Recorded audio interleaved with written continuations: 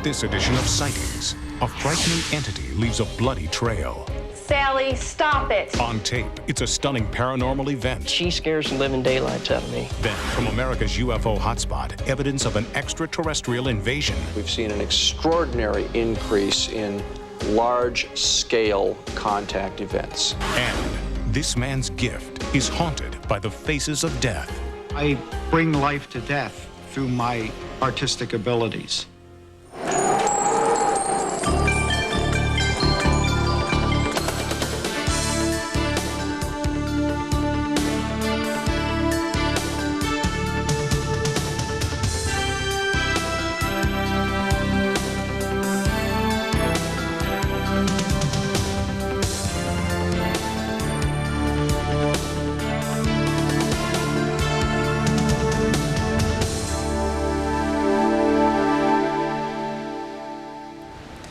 Welcome to Sightings. I'm Tim White. A ghostly presence on videotape. It's the one piece of hard evidence that's eluded our ghost investigations. Until now. When Sightings received a call from a beleaguered family in the Midwest, our team went to investigate. What they found was haunting activity unlike anything this Sightings crew had ever seen. The result was hours of bizarre, ghostly activity captured for the first time on videotape.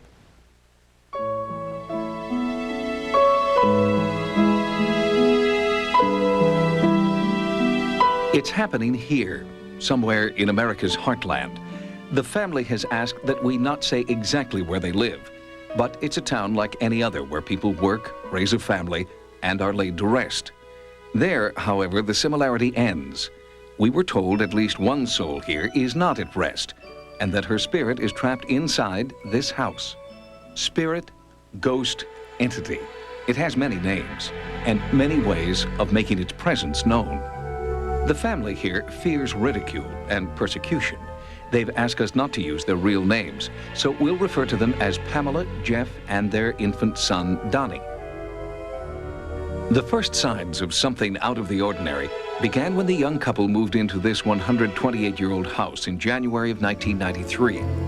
At first, the haunting activity was subtle and only seemed to be occurring in one small bedroom at the top of the stairs.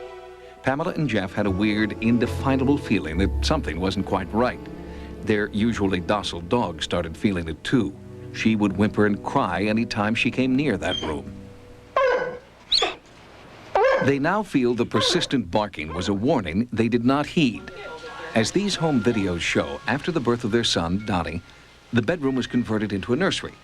It was here that an entity began to show itself. Pictures of newborn Donnie were marred by strange blocks of free-floating light and shadow. It happened on roll after roll of film and with 2 different cameras. Even more bizarre was the discovery, when this photo was enlarged, that the crayon on the tablet seems to be held in space by an invisible hand. We tried to recreate this photo with wires, pins, and other tricks. We could not. Through a friend, Pamela contacted psychic Barbara Connor, who believes she can communicate with entities from the past. I was thinking it was a little crowded. Yeah, she doesn't like it. She says, too many people are in here, get out. Within a few minutes of her arrival, Barbara began to communicate with what she felt was the spirit of a child. She said the spirit was that of a little girl named Sallie, and that she was there to protect the baby Donnie. Barbara believes that the blurs and streaks in dozens of family photographs are actually a physical manifestation of Sallie. We wanted Edson Williams, a trick photography expert, to give us his opinion. Sightings obtained the original negatives and photos, and with the family's approval, had them analyzed to determine if anything in the camera or in the film processing could account for the bizarre images. One photo that really caught my attention was the Christmas photos. The highlights that ran through the image, they're localized, they're not throughout the image, they're in very small regions, and they're running at different angles. Initially, I tried to recreate this simply with a few quick tricks, and unfortunately, they did not work for me. It'd be a very difficult shot to recreate. Another photograph I found very interesting was one that had a small child's toy in a corner with a blue ghosting image around it. Initially, I thought it possibly cut out a blue gel, which would be a blue plastic, clear plastic, and wiggle that in front of the camera could recreate it. But the density differences were too varied. Photographic evidence is something I always question because My job is to create illusions photographically. But these several pictures that I was shown are very difficult to explain. The family believes this is evidence of Sallie, the lost spirit of a long-dead girl. And like a macabre version of Mother Goose, when Sallie is good, she's very, very good, and when she's bad, she's horrid. According to Pamela and Jeff, this is Sallie's handiwork. They say a swirling, frigid aura announces her presence. Then Sallie leaves welting, bloody slashes on Jeff's bare flesh, as documented in these photos and verified by many eyewitnesses. So far, Jeff has been the only victim. When our Sightings crew arrived to investigate, the first step was to videotape interviews with Pamela and Jeff. These interviews were important, but the director had given strict orders to immediately turn the cameras on any strange activity as soon as it occurred. It was during this first interview session that the entity made its presence known. Jeff and Donnie watched from just behind the camera as Pamela was being interviewed first. We had gone over to my in-laws. We had come home. Shortly afterwards, we found all the stuffed animals that were in As Pamela described a previous encounter with Sallie, noise from a backyard chainsaw started to interfere with the videotaping. Windows were closed. The cats were downstairs with us. Just nothing natural could happen. As Pamela waited for the noise to stop, Jeff called out. Is it going? She don't like everybody here, did. Sallie, stop it. What? How did that happen? You don't know. Sallie? Go on in, walk in there. Walk in there. And get a towel and clean it off his arm. Stay on the... What's going on? I gotta get my sense of it. She's right here, because it is freezing right here. It is freezing. I feel it. All you do is you feel this cold go through you. That's how I just had to Sallie? look back. Okay, Sallie, we're gonna stop. Sallie, we're gonna stop until Barbara comes here, okay? When Barbara comes, feel the cold air she'll right talk here. to you and let you know. Right here. I can feel it. We're interviewing. It's hot. We've turned the air conditioner off for sound purposes, but it is cold right here in this part of the room. And the air conditioner is off. I just felt Look at that. the cold Look at just that. like freeze me over here. This is the same thing that occurs when Holy she's cow. scratched his face, Holy. or he's had scratches across his forehead or down his arm. She does this when she's upset. I'm still shaking. I know, my heart's pounding too. I I'm a think little excited. I gotta tell you. we've had a little excitement this morning. Oh, really? Already? Yeah. The family asked psychic Barbara Connor to join our investigation. They felt Barbara could communicate with Sallie and help calm her down. Feeling good? What's this? That's what she just did. She just did this? Yeah. I feel her now. Yeah, she's here. Hi, Sallie. What's going on? Excitement. She's excited. It's really cold. Okay, it's okay. Yeah, she's excited about all this. Is she Yeah, liking it, or yeah. is she upset? She's upset. She's a little upset. What's going on here? She says, I like it, but it's scary. Yeah, well, honey, it's scary for us, too. Yeah, We've that's never what done anything like this. That's what I told her. I said, no, it's everybody's uptight with this. She scares the living daylights out of me, to be honest with you. I'm gonna add this right now. She's right here with me right now. I'm feeling something really cold shoot around my stomach. We asked Jeff to describe what he was feeling. He looked like he was in pain, but Jeff didn't respond. For a moment, he couldn't speak. I've lost my breath, I'm sorry. Today, in the chair, as you guys were interviewing my wife, I was sitting in the rocking chair with my son. He was playing with a little toy, and we were tilted a little forward so we could watch the interview through the doorway. When this cold just shot through my arm, and it's done it before, I knew the feeling. It's just, I can't explain the cold. It freezes your bones, everything. And as I looked towards my arm, I had 4 scratches that were bleeding as I looked at them. And it's really frightening. Yeah.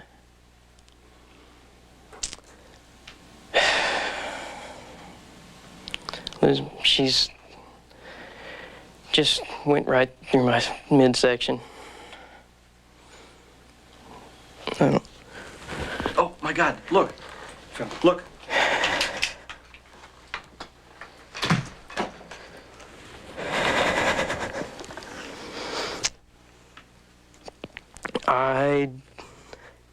Oh, look, they're forming.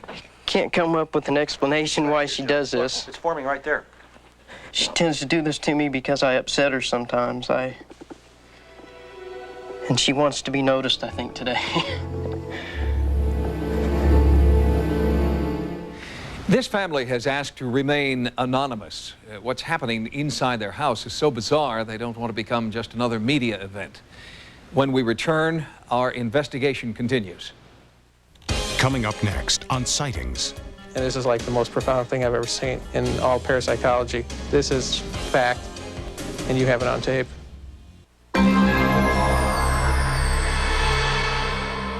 In the years we've been doing this program, our ghost investigations have been time-consuming and often frustrating. But the current case in the Midwest is clearly different.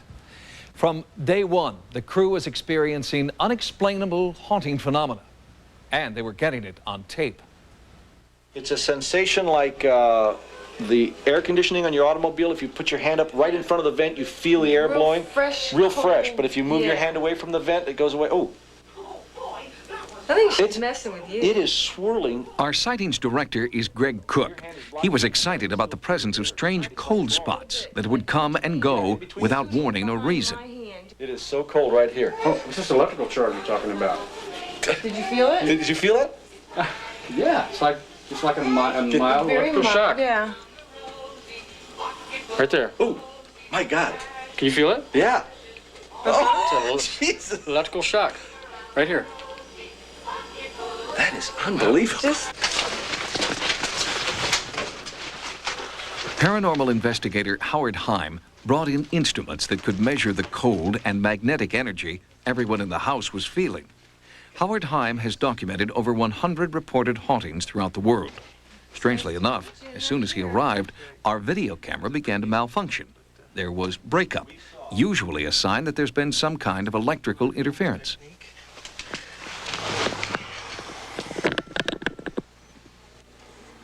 Can you feel this? Come here.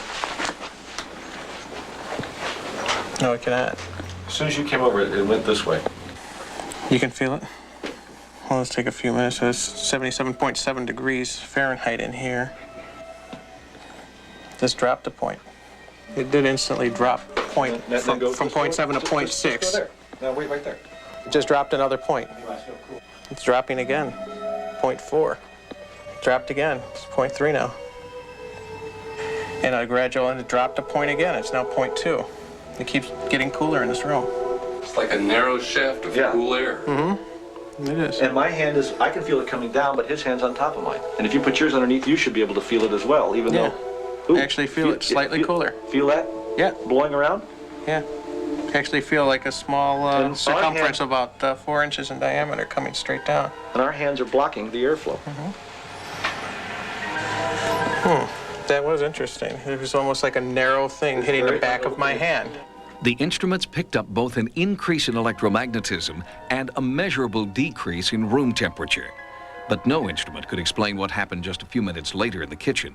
Pamela was showing Barbara a teddy bear that had been inexplicably burned. Later, in the same spot, Sallie seemed to be telling Pamela she was the fire starter. My husband found this kind of half fresh, half dead flower singed around the edges. Is it possible that Sallie burned the rose in reaction to Pamela's discussion about the teddy bear? We went back to that earlier moment on our raw field tapes. The rose was there on the windowsill, but at this point it appeared fully red with undamaged petals. Who could have burned that rose without anyone seeing it or smelling it in the space of less than 5 minutes? That's incredible.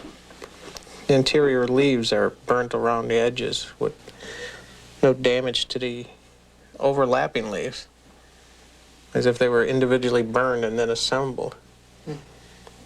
That is bizarre. You can't duplicate this. This cannot be duplicated.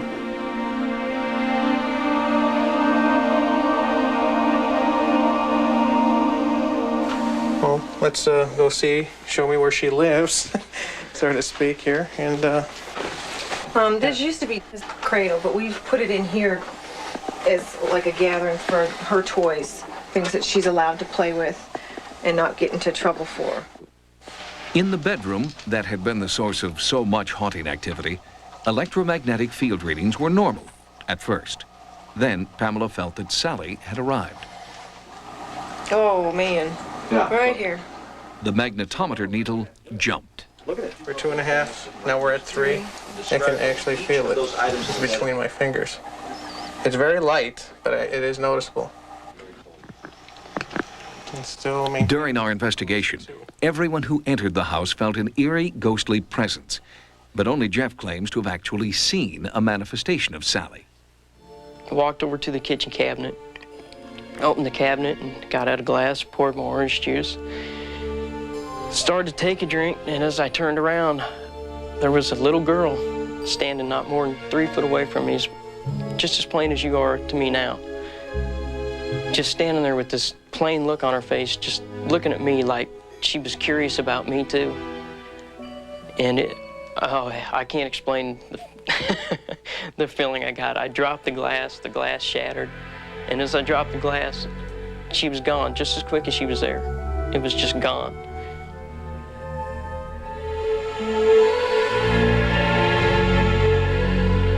Sallie never materialized for our low-light intensity viewing equipment, but our normal video camera did pick up perhaps the most stunning paranormal event ever recorded on tape. It came without warning, as our cameras were in the process of recording one final scene. Sallie, can you see through it? Is it working? Yeah. And go up? Top. Very slowly, yeah. Same look, one's starting to bleed. There's a whole new... You getting a new one? Oh, look at that. Look at that. Oh, look at that. Oh, my God. It actually I knew just, she was around. It's this nice dark one where it's bleeding. Just look at that. Look at that. Standing on down. There it is. Look at it. We trained our cameras on Jeff's torso for 9 minutes, the entire duration of the bizarre event. What first appeared as scratches eventually grew into long, thick, bleeding welts. No one had a logical explanation. I've been scratched, to be honest with you. It just simply appeared. You lifted your shirt, the same scratches were there. You put this to your stomach, and all of a sudden blood started to ooze out. And this is like the most profound thing I've ever seen in all parapsychology. I've seen and felt a few things myself, but it could be suggestion. But this is not suggestion at all. This is fact, and you have it on tape. When our crew returned from the Midwest, the excitement in the Sightings offices was palpable. Our videotape has become the object of intense interest for paranormal investigators like Kerry Gaynor. We ask him to view the tape, making careful examination in side-by-side views of the before and after frames taken while this bleeding scratch welted up before our camera. When we return, I'll be joined by Field Director Greg Cook and world-renowned parapsychologist Kerry Gaynor as we continue this remarkable investigation. Coming up next, historic contact with an entity. And later, from America's UFO hotspot, unprecedented daylight sightings captured on tape.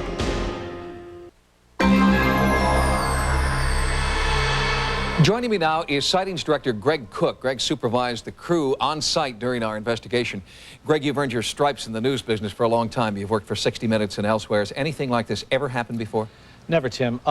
The frightening thing was that it happened early in the day at 10 o'clock in the morning with all of the movie lights on and all the people through the house. It wasn't like what you would presume you see when you see a ghost. It didn't happen late at night under candlelight and that sort of thing. It was in the confusion of the crew arriving and in daylight hours, and everybody felt it. That was the frightening thing. You actually felt this thing happen. Everybody in the crew did. We saw the rose and we saw the marks on the man's body. There was another incident that you didn't have, the bib? There was a shot that I thought might be interesting if she were to walk in carrying the baby, and the baby at the time was sitting in the high chair. So I said, let's just, move to this area of the room, walk in, and we'll begin.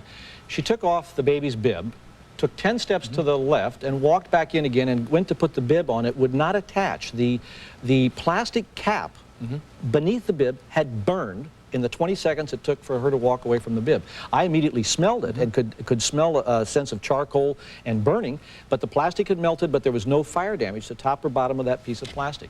And that occurred right while we were there, and it was a sort of a frightening moment. That did occur at night, and I felt a little uneasy about staying there. Well, you're a skeptical guy. Couldn't all of this have been faked somehow? No. If we'd gone there and perhaps what you saw was cutting and bleeding, you might question, how did that happen? The fact was that everybody who came, film members, other friends of theirs, neighbors who had been there for the time of the taping, everybody in the room felt the same sensation of cold. I think there's a lot of interpretation there. But I do know that what I felt and what everybody else in our crew felt was a definite electrical energy. It moved around the room. You could follow it around the room. It wasn't something that we just kind of said, well, we thought it was there. It was there. Well, Greg, since you filed this report, Sightings has contacted parapsychologist Kerry Gaynor and asked for his insight. Mr. Gaynor is best known for his investigations of the now famous entity and poltergeist cases. Mr. Gaynor, you've had a chance to look at our field videotapes. What do you think?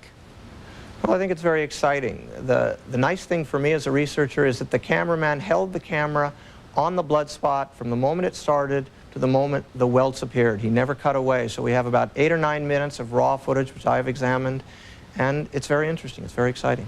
I spent a great deal of time trying to determine which cases are worth investigating and which are not, and I think this one is. What are some of the more common signs of a haunting, things that show up here as well as other cases you've looked into? Well, one of the things I was intrigued by were the bears that were found in the middle of the room. And they went out of the room and they put the bears back. They came back and one bear was found in the middle of the room. Like poltergeist? That's right. This suggests a very playful kind of experience. And we come across this a lot. People take their clothes out, they get up the next morning, they're back in the drawer again. Just playful type phenomena. You think this family is at threat, in danger? Well, I think there are different types of things going on in this house. I wouldn't think there's one explanation. The bears appearing in the middle of the room is a playful type poltergeist experience. But the scratches on the man's stomach and his arm, and according to his testimony, he was yanked out of his bed. Those are pretty terrifying experiences. And yes, I'm a little concerned about that. We'll continue to look into it. Parapsychologist Kerry Gaynor, thanks for joining us. Thank you. And I will be going back to the Midwest along with Greg Cook and our entire investigative team to see what more we can learn about the Heartland Ghost. We'll bring you our findings as soon as possible. When Sightings continues. At all costs, preserve the social order. That has always been the stakes. Those are war stakes, okay? Then, sculpting the faces of death. And later, is this the porthole to a parallel universe? 90% of all reported UFOs are seen after dark. Far rarer and virtually undocumented are daytime sightings.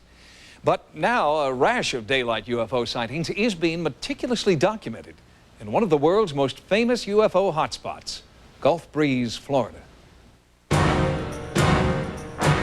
Since at least 1947, elements of our government have been absolutely aware that we have non-human, highly advanced intelligence visiting this planet. If the secret is impossible to keep, then we must find a way to adjust to this extraordinary oddity. Bottom line is, at all costs, preserve the social order. That has always been the stakes, and of course those are very high stakes. Those are war stakes, okay? We're looking at a war here. They won't go away. The latest Gulf Breeze sightings are adding an ominous new layer to the UFO story.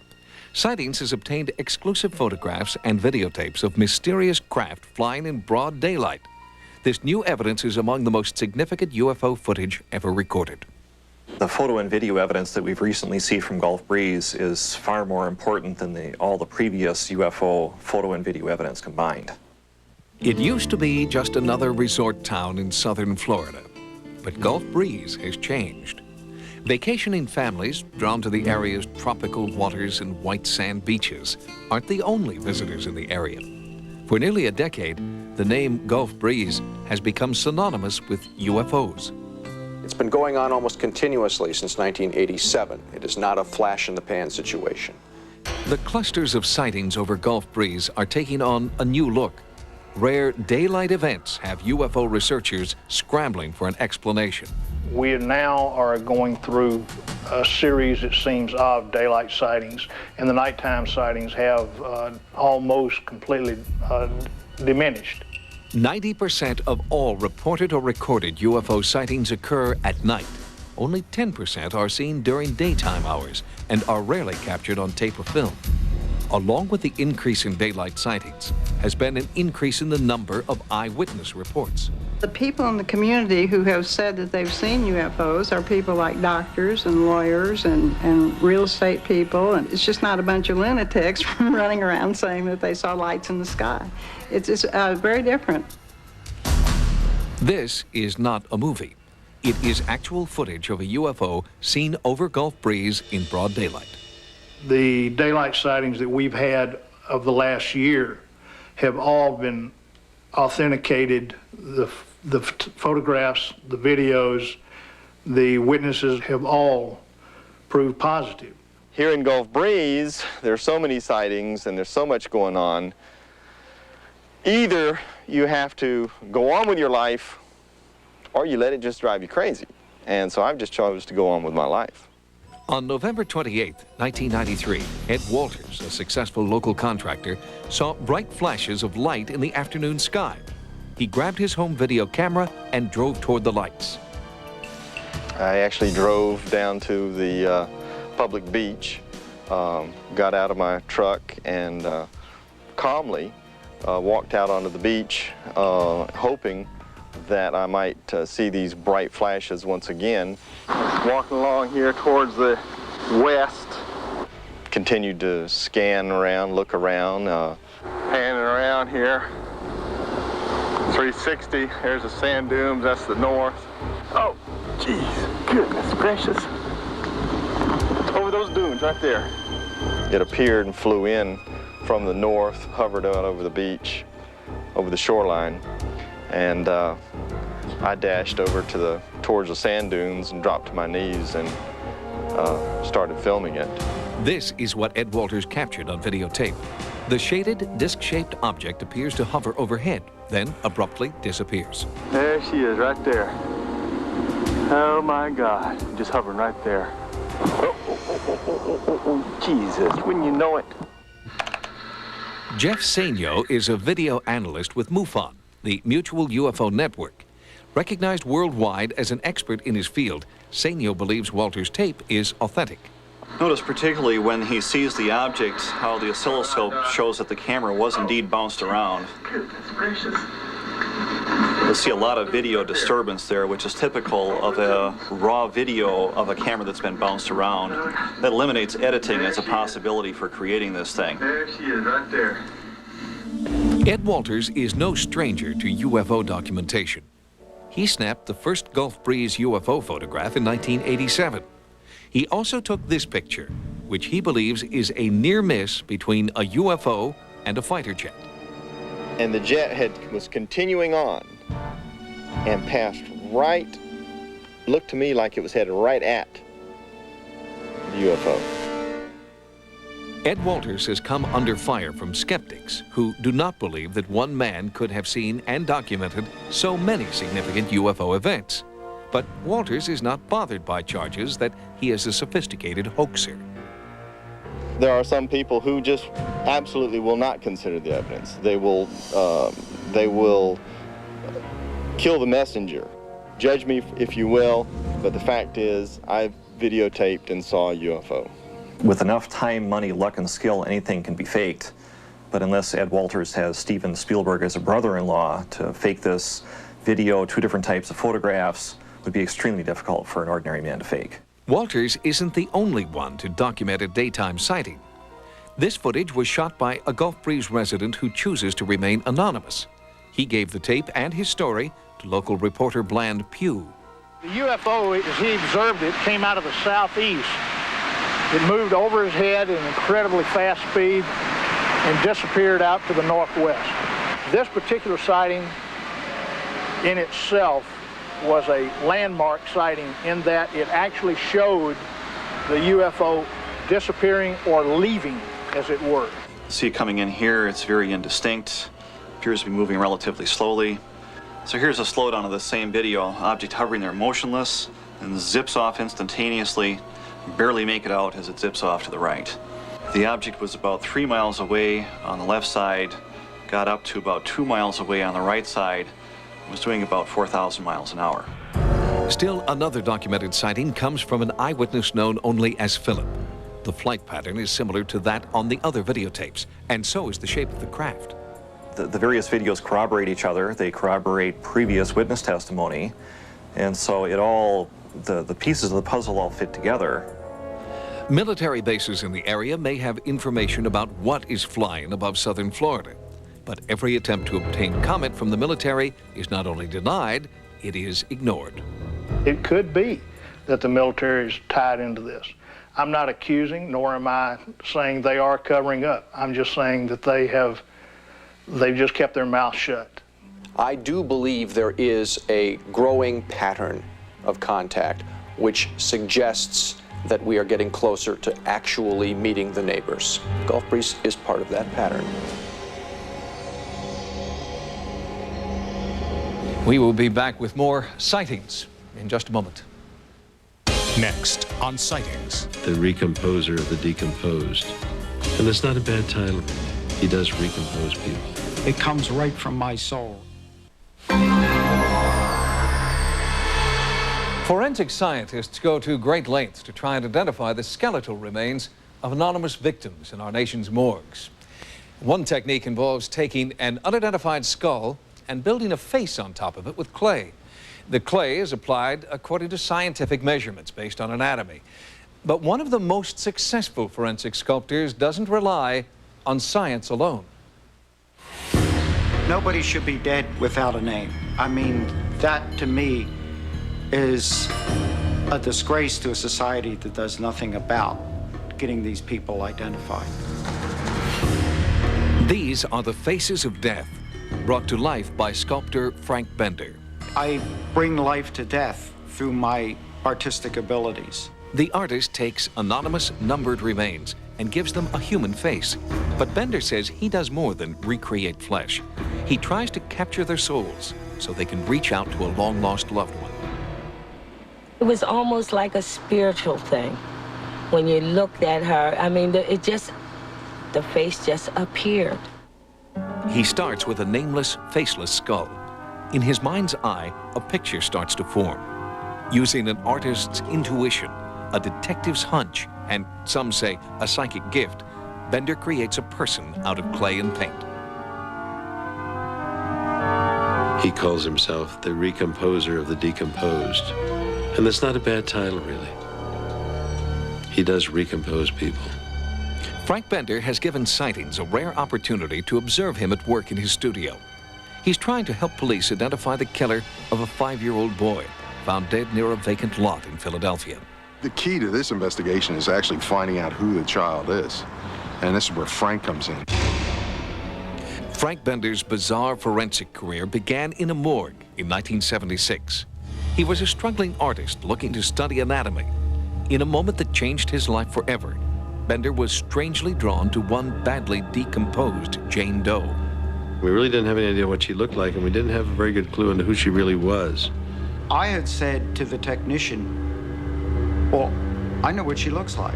With instinct and intuition as his only guides, Bender attempted to discover the woman from just her bare bones.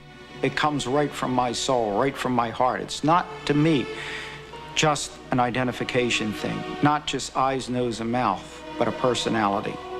His bust was photographed and circulated. Within 6 months, the victim was identified. There are forensic sculptors working for police departments around the country, but their extensive knowledge of anatomy and the mechanics of physiology lack what Bender brings to the same work, a real sense of who the person was. It was a bittersweet success. Bender was haunted by the faces of his victims. His own personal art began to change. He calls it his nightmare art. It's actually more of a torturous process doing this art. It's like the garbage coming out of the experiences of working with these forensic cases.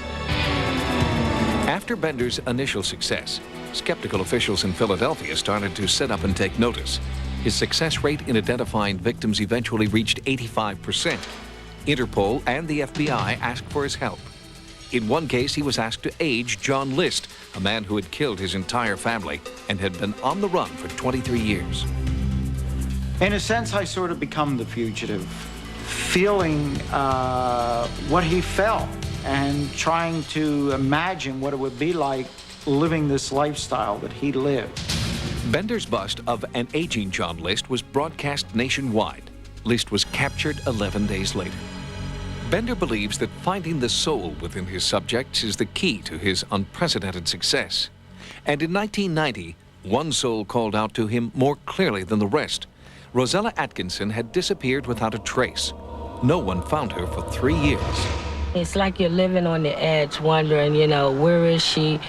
Or if something happened to her, and once you find out something happened to her, you're walking around and you're still looking like you don't believe it. At the same time, Bender was transforming the unidentified skull of a teenage murder victim. I feel that I could feel some of the feelings that were going through her during her life. When I was working on her, I actually felt trapped. In a sense, I guess, like looked up myself and said, she's gotta like want a better life than this. Bender felt a hopefulness within the 18-year-old and instinctively sculpted her face pointing upwards. This was the face Rosella's mother saw at a museum exhibit. We went in there and we looked. And we looked and it became, I don't know, her face, all of a sudden I just seen her in it. And I realized it was her. The pose Frank Bender chose was remarkably similar to the pose Rosella struck in her last family portrait. This was how Rosella's mother learned she'd been murdered. I had a picture of almost the same pose he gave her.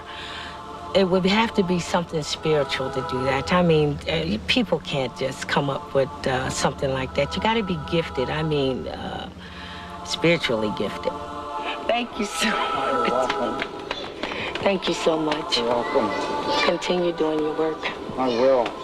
I felt really good. I felt like my work had served a purpose. She now had a name and could be buried with dignity. She's at peace, and now we can pick up the pieces and go forward. Bender has the same hopes for the remains of a young child whose decomposing corpse was found near a vacant lot. He worked night and day for a week, trying to connect with the emotions and personality of the 5-year-old victim. This may be the best way of finding the child's killer. As soon as the bust was completed, Philadelphia police put a photograph of it out on the street. This here puts a face to our victim. It makes a person out of him rather than just a pile of bones. We need to identify the child before we can find out who killed him. Look at this boy's face. Look how warm, tender, loving he was. And how many adults would love to have a child like this? Right now, this is all he is, a number. While Frank Bender waits for someone to come forward, he returns to the disturbing world of his nightmare art. It's an outlet for the pain and anguish he feels he must absorb in order to put a human face on death. The last time the Philadelphia morgue had an unidentified child was in the 1950s. Frank Bender's sculpture is just one of the extraordinary measures authorities have taken to try to put a name to this young murder victim. If you have any information about this little boy, believed to be 5 years old at the time of his death in 1994, please call the Homicide Division of the Philadelphia Police Department. Police are also seeking the killer of Rosella Atkinson. If you have any information, the Philadelphia Police want to hear from you. When Sightings returns. A black hole represents the most extreme possible warping of space and time. Is this a porthole to a parallel universe? If asked about the possibility of alien visitation on this planet, skeptics might argue that logistically it's just impossible. The universe is so vast that even if life did exist in a distant galaxy, it would take billions of years for them to reach us. Ufologists, on the other hand, maintain that there must be a cosmic shortcut. And some suggest that shortcut is through a black hole. A black hole actually may be the entrance to a tunnel from one universe to another, what they call wormholes, worming through or wriggling your way through from one universe to another. So it's possible that if we ever do learn how to control and use black holes, it might be possible for us to move into other universes or into other space-time realms that we can't even imagine today. The concept of a cosmic gateway, what scientists today call black holes, was first suggested by Einstein as part of his theory of relativity. He basically said that gravity is the curving of space and time. It's a very hard concept to grasp, very esoteric, but a very fundamental one because it launched modern cosmology, the discovery, the study of the evolution of the universe and how bodies interact gravitationally. Until the Hubble telescope, black holes were just a theory on paper. Now, many scientists agree that these pictures prove their existence. But how can these bright images be called black holes? Black holes tend to accumulate matter around them. They suck matter off a companion star or other material that's in their neighborhood. And this stuff is kind of going around in a whirlpool before it falls down into the hole. And the material gets accelerated to such a high velocity that it gives off radiation that we can see. X-rays and gamma rays, or sometimes even visible radiation. Where do black holes come from?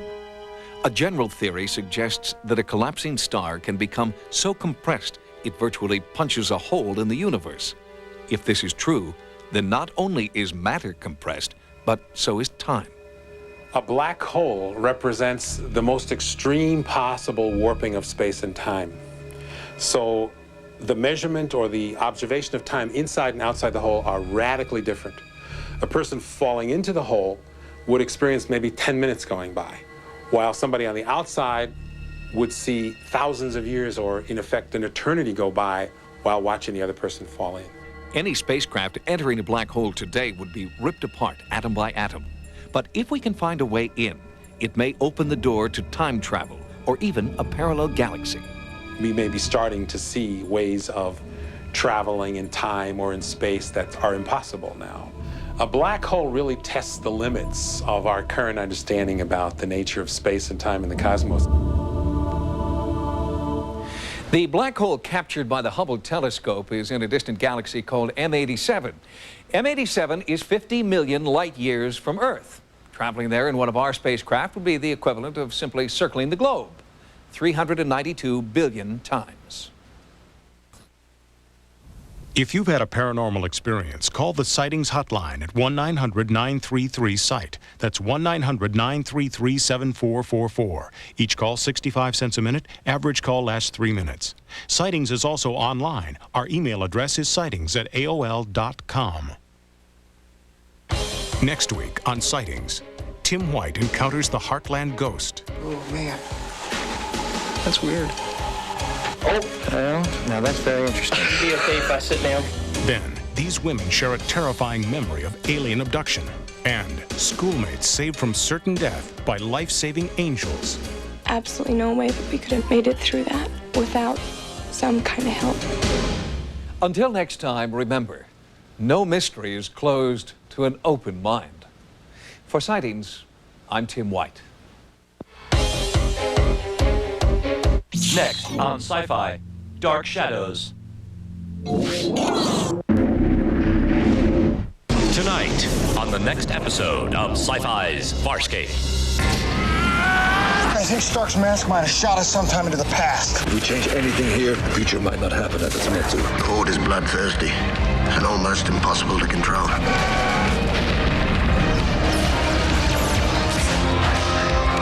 Okay, let's get the hell out of here. The epic continues. Sci-Fi's Farscape. Tonight at 8, only on Sci-Fi.